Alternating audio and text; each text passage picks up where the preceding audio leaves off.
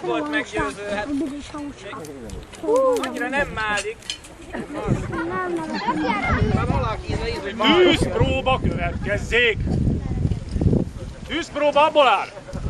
Fogunk egy darab tüzes vasat, béhelyezzük az boszorkány kezébe.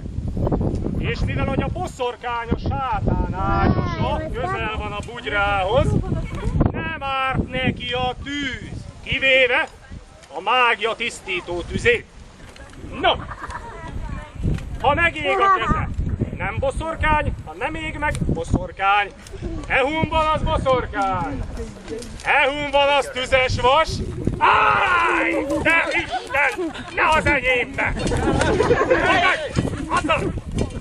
Áj! De borjunk latja! Oda az ő kezibe! Mondja bele itt azt a morgány.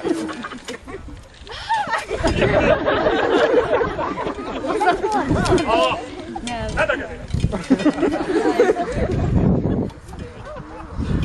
Boszorkány! Ne Pesten! Nem éget is, boszorkány!